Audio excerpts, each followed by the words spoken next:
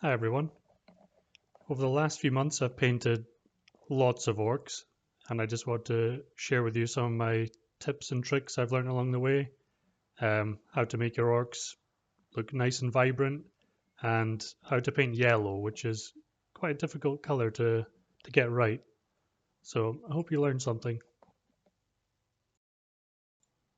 So the undercoat I use is a red with a white zenithal highlight, and that helps me paint the yellow over the top. And also this magenta you'll see in a second. It just helps the vibrancy sort of shine through, and you'll see that later on when I paint the yellow. But here, instead of the green, I'm painting this magenta on, and that helps give the skin kind of life and vibrancy. You'll see in the teeth and the face, the mouth later on. Now I'm choosing which parts to paint black. So the main theme for my army is yellow, but I mean these are the elite black orc troops, so I want them to stand out. So usually I go for a sort of 50-50 black and yellow armor, and I vary that over the unit, but it still keeps its cohesion.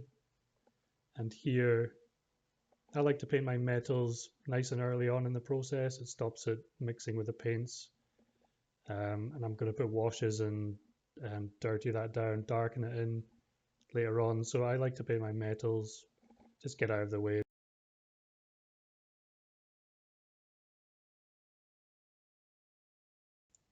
Here we're putting on the first layer of yellow, and you can see how that red and white undercoat just help it pop. So we're just going to paint that over the rest of the armor.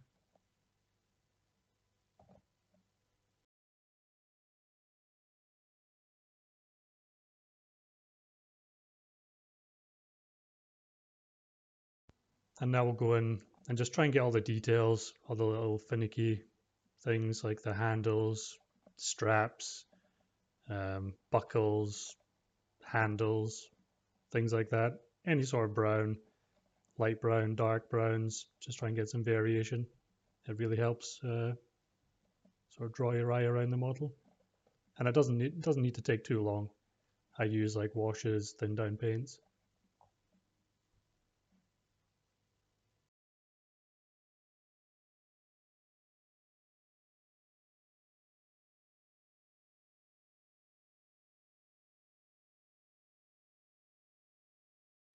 Here we're going to add the first highlight to that yellow.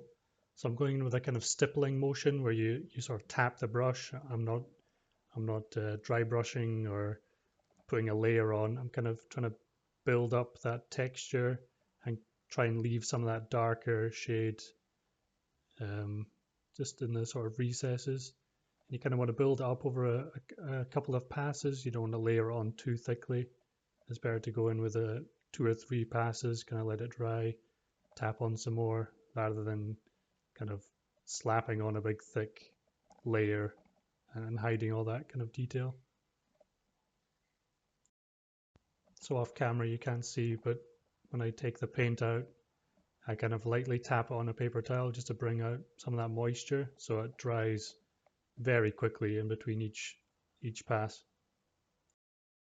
So here we're going to do some basic freehand, and these are just basic geometric shapes like triangles on orcs. So you want to get the freehand as a general rule on any model. You kind of want to get it done the earlier the better, because then you can kind of blend it in, weather it as part of the model. And it's also easy to sort of fix up and tidy up at this stage as well. We're also going in just to give some wood grain texture to this stick he's carrying, just to give it some more visual interest. Some scratches and bumps. And now we'll go in with the black, some more freehand. I didn't know what I was going to do here. I just started drawing shapes. It's not as easy to fix on the yellow, but it's still good to get the freehand done as soon as you can. it's easy to fix, or it's easier to fix, and you can kind of weather it, as I say, to make it look more like it's a part of the model.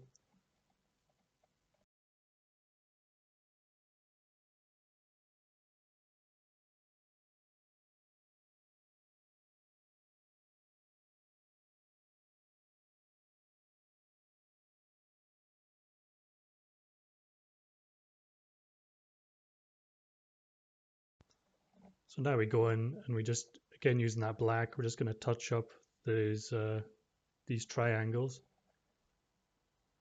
and you can see just how easy it is to kind of freshen up the edges. And I'm also going to add some scratches just to kind of make it look as if it's dinked up. It's got some flaws, kind of got some more visual interest there.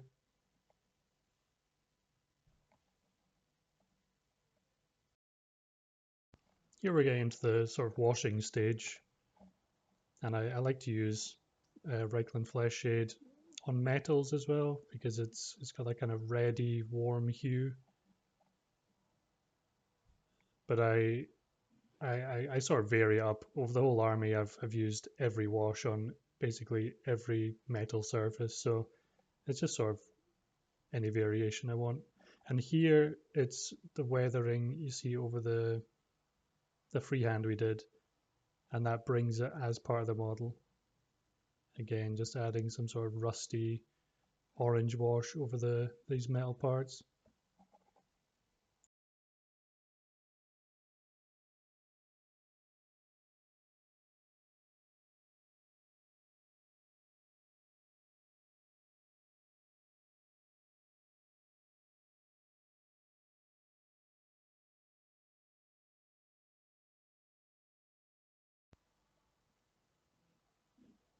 So you'll see here when I'm kind of washing the ground, I try and bring that orange up into the feet, so he's kind of integrating with the ground he's on, with the terrain he's walking on. So he's not just standing on top of it, he's part of it.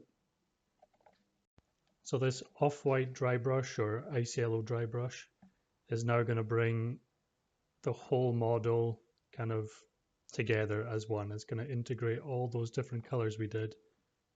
And I use an off-white sort of yellowy color. One, there's a lot of yellow on it.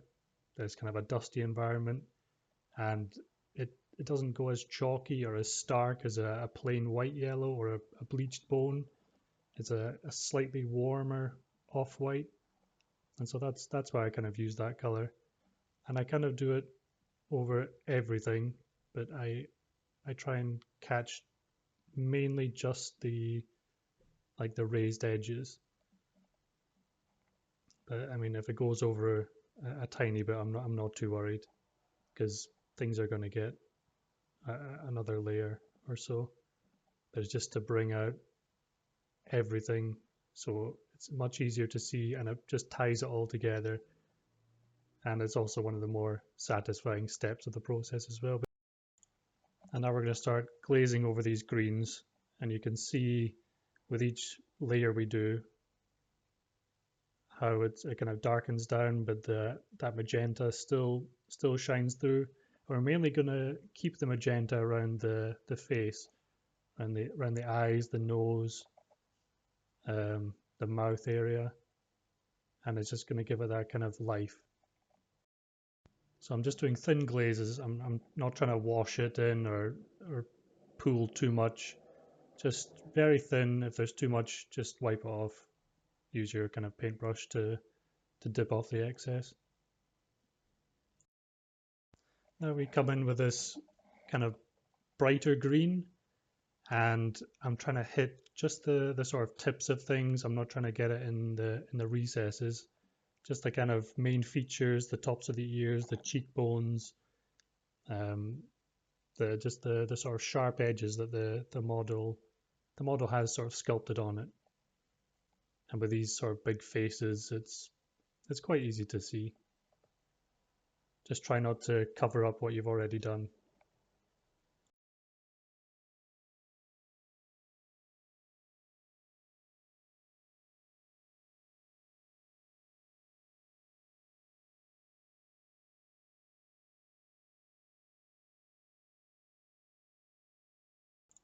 Now I mix that bright green with a Vallejo flat flesh color, but any kind of light flesh tone, and it looks. You can see on the paintbrush it looks really, really bright. When it actually goes on the model and dries, it's not that bright.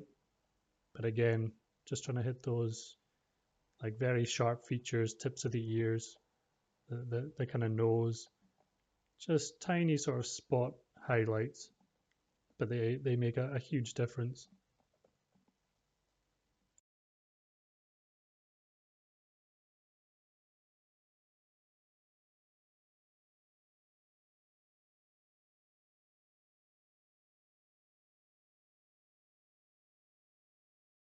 Now here I thought the armor was looking a bit too flat, a bit too washed out, so I go back in with that kind of deep, rich orange color, and I go over the whole armor, and then I use a Q-tip just to kind of take off the excess. I want to leave it at the bottom parts of the armor in the recesses. Again, you can see I'm going over my freehand there, and again, just to bring it into the model as part of the model. Just kind of take it off the top. I want to leave it in the deepest parts. It kind of gives it that richness. And here I even bring it into the black bits of the armor. It might not look much on camera, but when you actually look at the model, it kind of it dirties that kind of black armor down. It breaks it up. Here I'm using that kind of dark crimson color just on those red bits we did earlier, and also in the mouth just to kind of give it some more impact.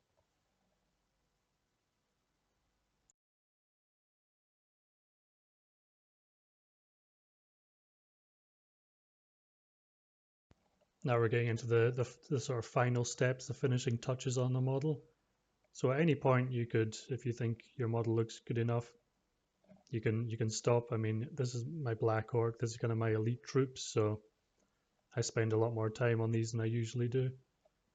You know, my normal orc mobs. So I'm just adding some scratches here and there, just some visual interest.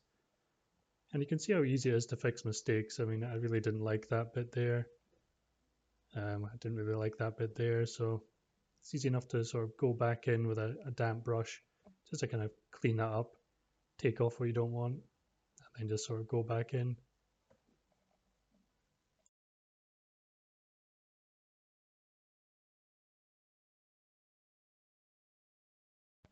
Here I'm just picking out the teeth and the eye, his one good eye, kind of with a very bright off-white. And you'll see I smooth that down later on. I kind of add in the magenta again. Just a yellow dab in his eye, and just some final touch-up highlights on his green skin.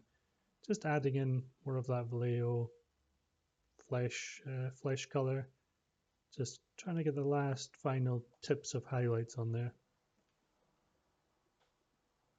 There were just some bits I just wasn't quite happy with, so just trying to bring some more of that green in.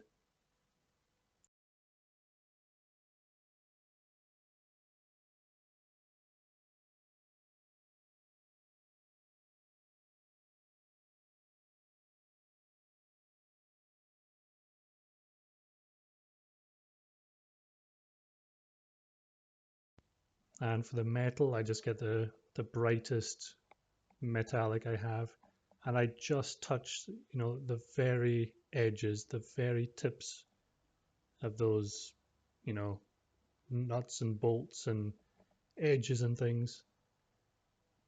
I try not to be too uniform, just try to mainly catch the areas where the light would hit or where he's been hitting others. So especially on that axe, kind of the edge, just the very tips of it. Not being too careful, but also with a very dry brush. You don't want to put on too much.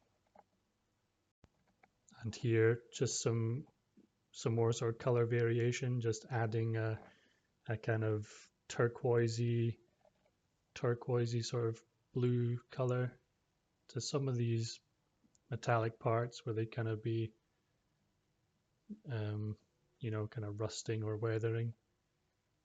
And I mean, it might not be scientifically accurate, but this might be a kind of bronze sort of color, and just variation, just kind of trying to get different colors on it, trying to add some blue because it's a very warm model.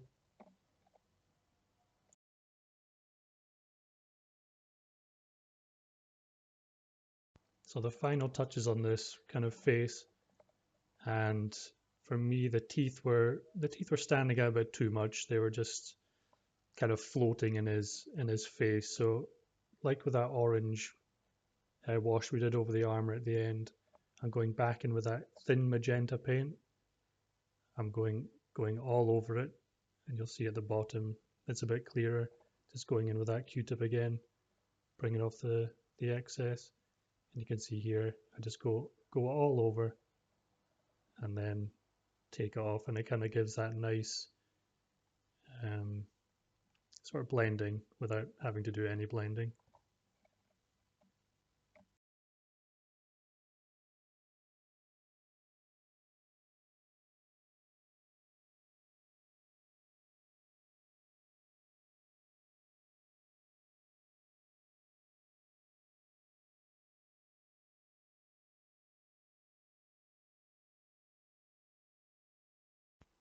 So we're going to add the tuft before we add the pigments, because we use the pigments to blend the sort of figure into the environment again, and I sort of use it as an extra paint almost. I just kind of get it everywhere I need to. And then it's time for the final color. Johnny? Black, yes, black. I shall need to get the black out. Johnny? So the most satisfying part, lay it on thick, don't be afraid, just get it on there. And most of you may have noticed that I filmed this before the bigger bases were out, so I'm going to have to rebase a few hundred models. But thanks for watching. I hope you enjoyed. I hope you learned something, and good luck painting your orcs in yellow armor. Cheers.